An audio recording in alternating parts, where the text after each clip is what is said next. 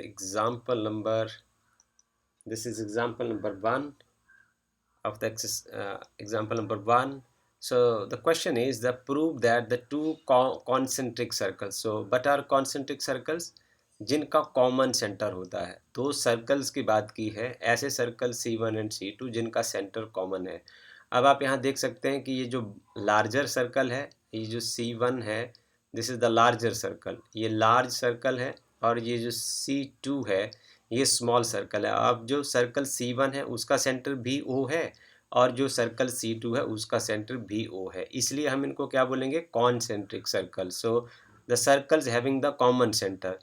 The chord of the larger circle, जो large circle की जो कॉर्ड है, जो ये लाइन सेगमेंट है जो A और B पॉइंट के ऊपर काट रहा है, this is the chord of the larger circle which touches the smaller circle. और ये देखिए आप कि स्मॉलर सर्कल को ये इस पॉइंट के ऊपर P पॉइंट के ऊपर टच कर रही है, is bisected at the point of contact. तो पॉइंट ऑफ कॉन्टैक्ट क्या होता है, वहाँ जहाँ टेंजेंट और जो लाइन सेगमेंट है सर्कल के साथ छूता है उसको हम बोलते हैं point of contact. So point of contact, ये हमने सब चीज़ें पढ़ रखी हैं। पॉइंट ऑफ कॉन्टैक्ट का आपको डेफिनेशन मिल गया, जहाँ लाइन और सर्कल का कॉमन पॉइंट होता है उसको हम बोलते हैं पॉइंट ऑफ कॉन्टैक्ट। बाई सेक्टर्ड का मतलब होता है, बाई का मतलब टू, सेक्शन का मतलब होता है पार्ट, तो ये इक्वल पार्ट में इसको डिवाइड कर देगा। तो हमारा जो सवाल रहा, पहले हमने टेक्स्ट को अच्छी तरीके से समझ लिया कि सवाल हमसे क्या पूछा है। अब हम यहाँ लिखते हैं कि टू प्रूव, हमसे प्रूव करने के लिए कहा है, to prove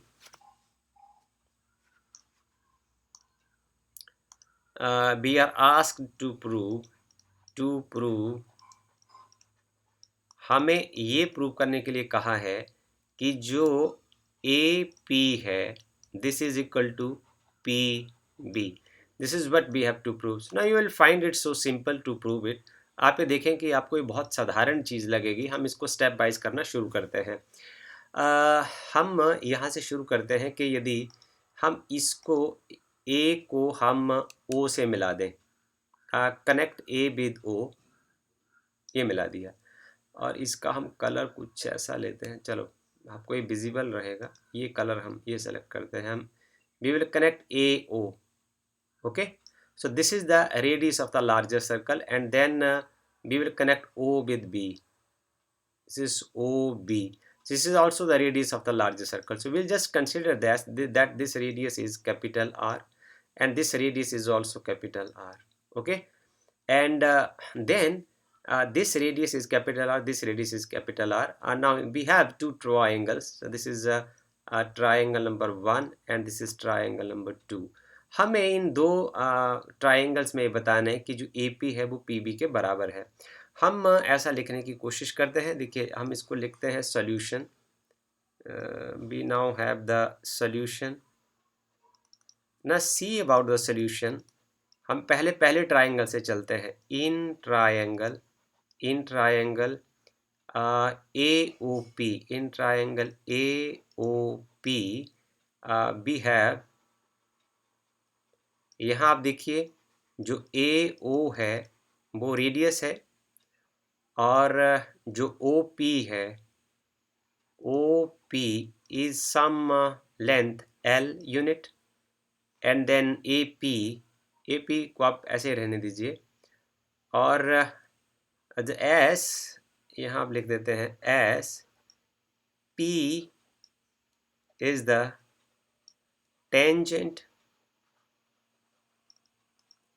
to the smaller circle. ये स्मॉलर सर्कल के ऊपर जो है वो टेंजेंट है through the radius, tangent to the smaller circle through the radius. So इसका मतलब क्या हुआ, इसका मतलब ये हुआ कि जो OP है ये परपेंडिकुलर है AB के ऊपर। This means that OP is perpendicular to AB। What does this mean, that is हम ये कह सकते हैं कि angle APO is equal to 90 degree. तो हमारे पास ये कुछ इन्फॉर्मेशंस आई। अब आप आगे चलें इन ट्रायंगल, अब दूसरे ट्रायंगल में चलते हैं। In triangle OPB we have O P B triangle में हम देखें तो O P once again this is equal to L and O B या बी ओ हम कह सकते हैं B O is the radius and once again angle B P O is equal to 90 degree. अब आप देखें यहाँ भी एंगल 90 डिग्री और यहाँ भी एंगल 90 डिग्री।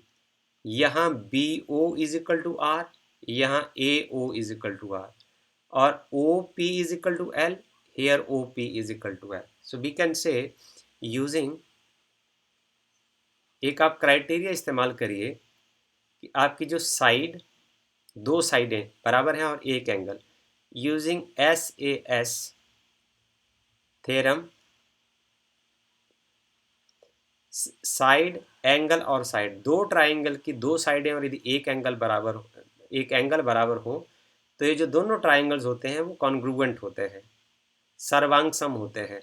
तो हम यहाँ लिखेंगे कि triangle A O P is congruent to triangle B O P. इसके जो सब अंग हैं वो एक कॉन्ग्रुएंट का मीनिंग होता है कि उसके सब अंग एक दूसरे के बिल्कुल बराबर होते हैं। तो आपके पास जो दो ट्राइंगल्स आई वो कैसी कैसी आई जरा आप देखिए, ये देखिए एक ट्राइंगल आपकी आई ये, अब इसके सब अंग दूसरे ट्राइंगल के बराबर होंगे। मीन्स ये देखिए ये जो साइड है तो कॉमन रही, दूसरी साइड आप देखिए जरा,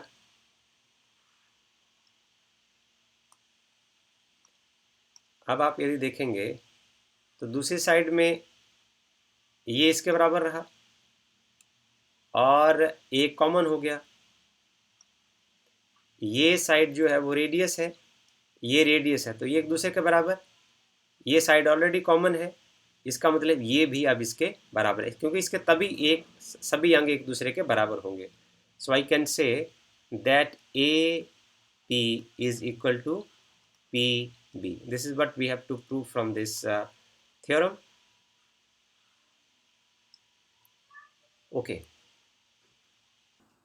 so the question is two tangents TP and TQ are drawn to a circle. एक सर्कल से दो टेंजेंट्स ड्रॉ किए गए हैं TP जिनका नाम है TP और TQ with centre O. This is the centre is it's visible to you, आपको सामने दिख रहा है सेंटर, और एक्सटर्नल पॉइंट जो है वो T से ये ड्रॉ किए गए हैं। हमें ये प्रूव करना है कि एंगल एट T, ये जो एंगल है दिस एंगल एट T ये डबल है इसके एंगल एट P।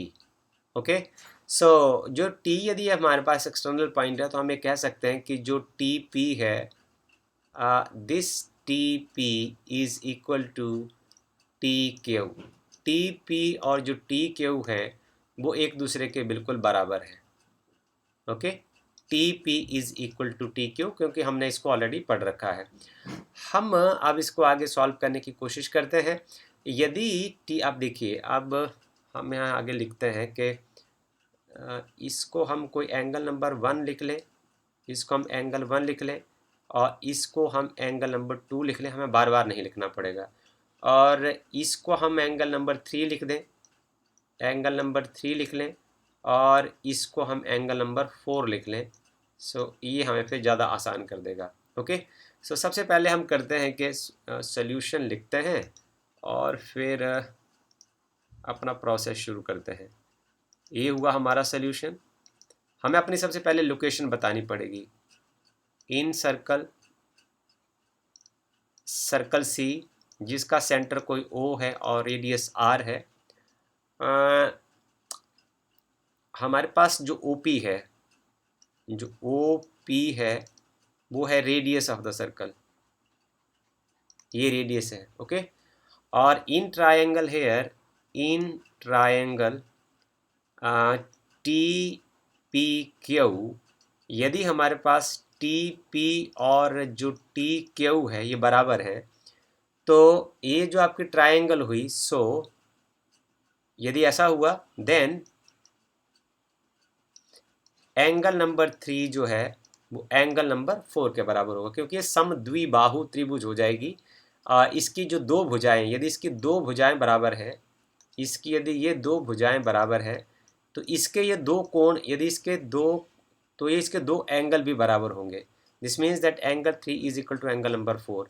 अब इस ट्राइंगल टी पी क्यू के लिए आप क्या कर सकते हैं, आप लिखें कि जो एक त्रिभुज के तीनों कोणों का जोड़ तो 180 डिग्री होता है, तो हम ऐसा लिखें angle number 1 plus angle number 3 plus angle number 4 is equal to 180 degree. 180 degree है, बट एंगल नंबर 3 और एंगल नंबर 4 जो है वो एक दूसरे के बराबर है, तो मैं ऐसे इसको इसको हम थीटा मान लेते हैं।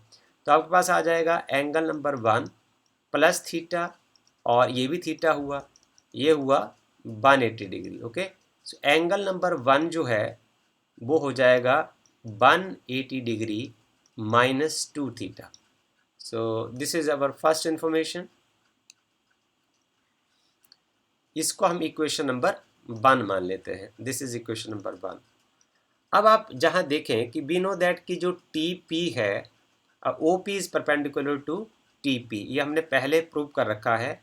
ओ P is perpendicular to T P, मतलब ये हुआ कि जो कोई टेंजेंट होता है, आप टेंजेंट को यदि आप सेंटर से मिलाते हैं, टेंजेंट टू ए सर्कल को, टी पी एक टेंजेंट है, टेंजेंट टू ए सर्कल को यदि आप सेंटर से मिलाते हैं तो वह हमेशा परपेंडिकुलर बनाता है। दिस मीन्स दैट इसका साफ साफ मतलब ये हुआ, दिस मीन्स दैट कि जो एंगल नंबर 2 है प्लस एंगल नंबर 3 है, this is equal to 90 degree. ये जो एंगल है, angle number 2 plus angle number 3, this is equal to 90 degree. So आप ऐसा करें, हम इसको ऐसे करें, मैं इसको 2 से मल्टीप्लाई कर देता हूँ। इसको इक्वेशन नंबर आप 2 मान लीजिए, इक्वेशन नंबर 2 को आप 2 से मल्टीप्लाई कर दीजिए। सो 2 angle number 2 plus 2 angle number 3 is theta. यहाँ से देखिए जरा आप, एंगल नंबर 3 और एंगल नंबर 4 को हमने थीटा मान रखा है, तो मैं एंगल नंबर 3 की जगह थीटा लिख सकता हूँ। This is equal to 2 into 90 degree. Okay, आगे चलें।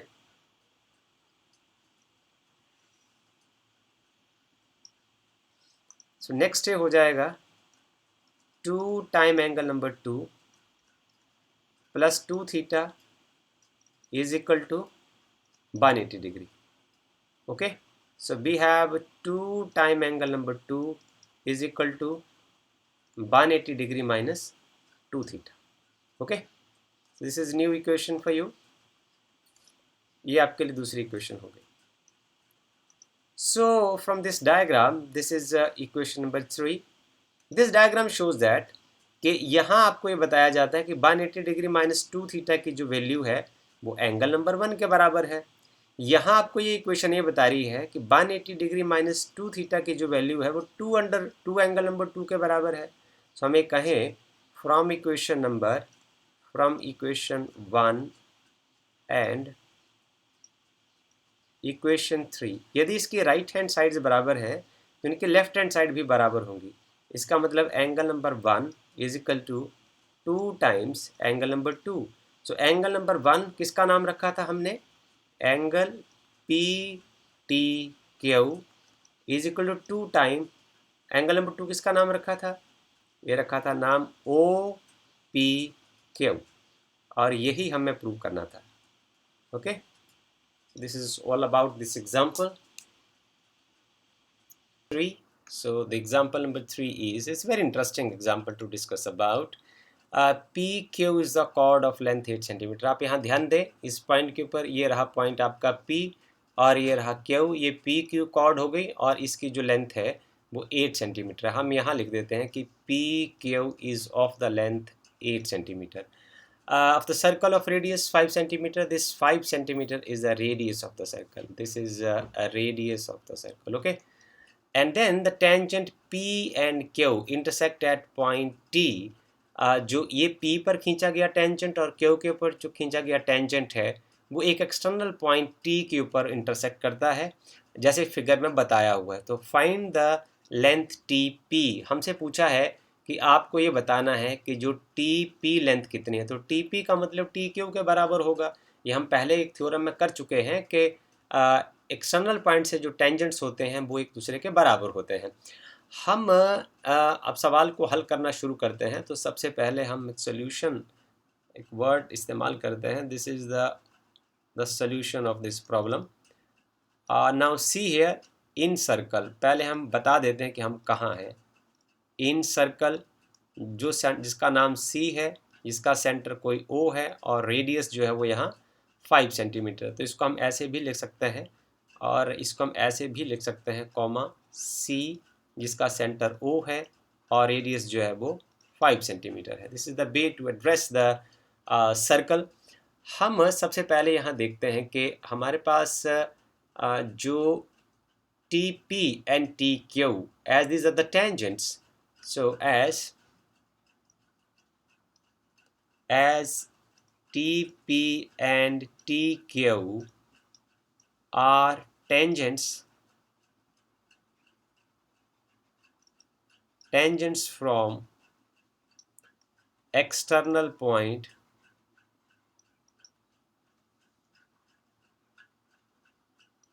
T, okay, so we can say कि जो TP है वो TQ के बराबर होगा। ये इसका पहला मीनिंग निकला जो हमने ऑलरेडी थ्योरम कर रखी है। दिस मीन्स दैट, इसका एक और मतलब है, दिस मीन्स दैट, आप यदि इसको ऐसा लिख दें कि यहाँ जो एंगल बनता है, ये जो एंगल यहाँ बन रहा है, ये एंगल जो होगा, इसको मान लो हम एंगल नंबर 1 लिख दें, और यहाँ जो एंगल बन रहा है इसको हम एंगल नंबर 2 लिख दें। This means that angle number 1 जो है, angle number 1, this means that angle number 1 is equal to angle number 2। So यहाँ हमारे पास दो ट्राइंगल्स हुई, एक ट्राइंगल नंबर 1 और ट्राइंगल नंबर 2। जरा ध्यान से देखना, in triangle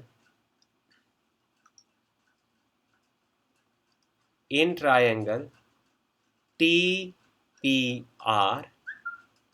and triangle TQR we have, हम यहाँ देखें कि तो जो TP है वो TQ के बराबर है, इसके हम एक्सप्लेनेशन दे चुके हैं। और कॉमा जो TR है वो TR के बराबर है क्योंकि ये कॉमन साइड है। This is a common side for both this triangles. और तीसरा केस है कि angle number 1 is equal to angle number 2। Angle number 1 is equal to angle number 2. So if angle number 1 is equal to angle number 2, this means that uh,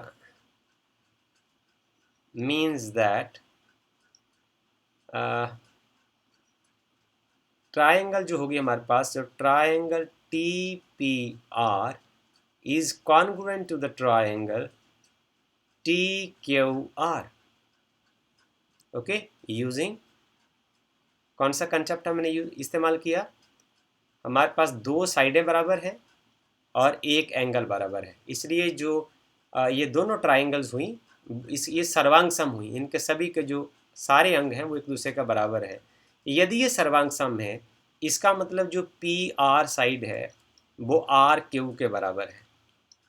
this means ये दोनों ही 4-4 centimetre है, इसका meaning निकला ये। Okay,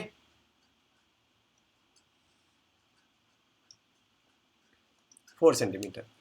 So now let us consider, let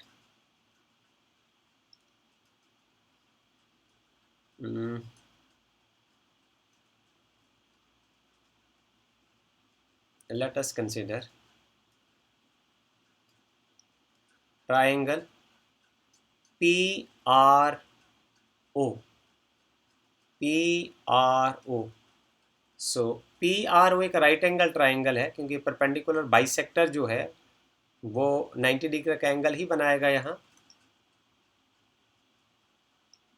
this is now 90 degree.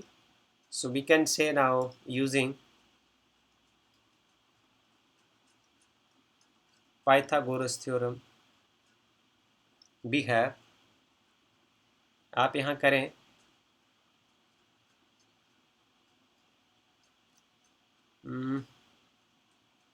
this is PQ square is equal to PR square plus RO square. So while solving it,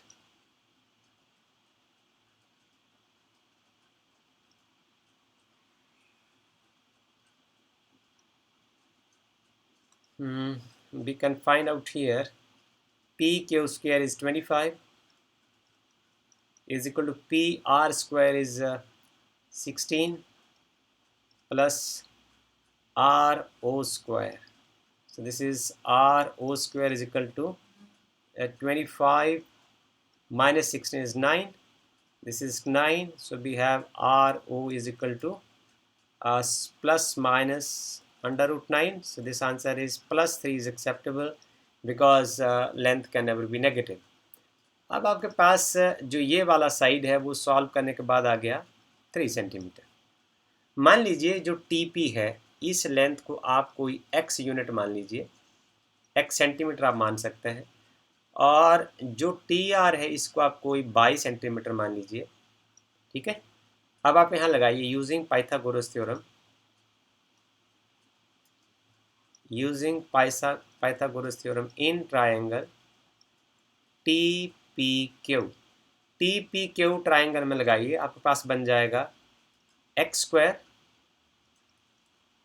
plus 5 का square, और ये जो सारी side T O है ये हो जाएगी by plus 3 का स्क्वायर। ओके, सो इसको आप इक्वेशन नंबर आप 1 मान लीजिए। Using now Pythagoras theorem in triangle TPR. TPR में आप टीपीआर में आप यूज़ करिए, आपके पास हो जाएगा hypotenuse square, this is X square is equal to 4 का square, 4 square plus this part is y square.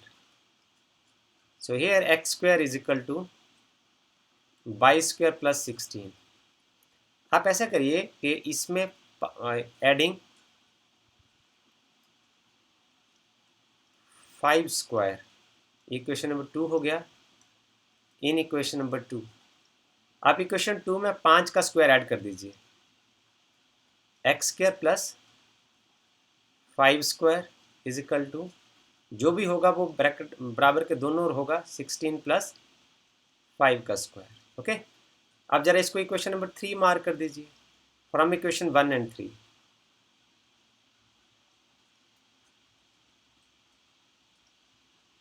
Equation 1 and 3 में क्या बता रहा है जरा देखिए।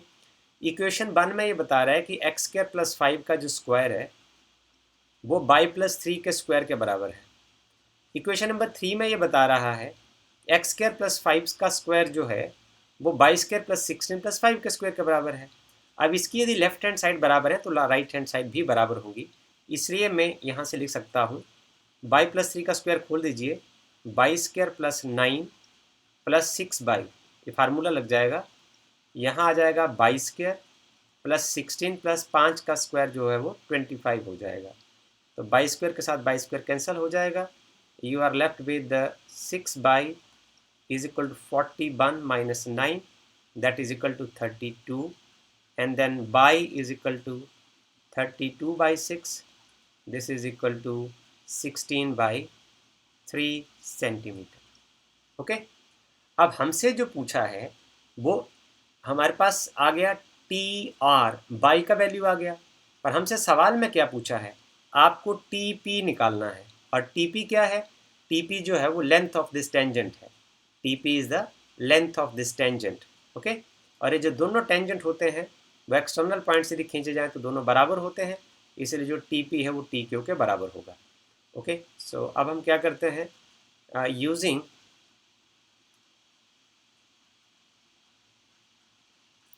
Using by is equal to 16 by 3, centimeter in equation 2। अभी क्वेश्चन नंबर 2 में आप इसको ऐड कर दीजिए। यहाँ देखिए इस इक्वेशन में आप भर दीजिए इसको। आपके पास रह जाएगा X square plus X square is equal to by is equal to 16/3 का square plus 16। So here X square is equal to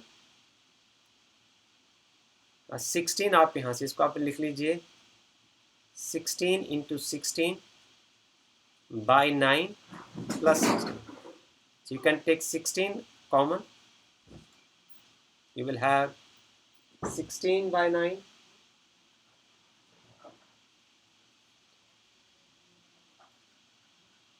और 16 by 9 भी आप कॉमन ले सकते हैं। तो अंदर वाली चीज़ों को आप डिवाइड कर देंगे। यहाँ बचेंगे 16 प्लस 16 बाई 9। जब आप 16 से कॉमन लेंगे तो इसके साथ इसको डिवाइड करेंगे, ऐसे लेते हैं कॉमन, ऐसे। तो 16 से 16 कैंसिल हो जाएगा, यहाँ 9 बचेंगे। So you will have x square is equal to 16 into 25 divided by 9. So x is equal to plus minus under root of, आप इसके फैक्टर्स बना दीजिए 4 गुणा 4 और इसके 5 गुणा 5 और नीचे आ जाएंगे 3 इंटू 3। सो ये आ जाएंगे, इसका एक पेयर बन गया तो यहाँ से स्क्वायर रूट चला जाएगा 4 और यहाँ से पेयर बन गया तो यहाँ स्क्वायर रूट गायब हो जाएगा। ये आएंगे 5 और नीचे आएंगे 3। सो this is 20/3 centimetre. This is 20/3 centimeter. So this is very interesting answer of this question. So with this I will end all the examples and then I will solve exercise 10.2. Thank you.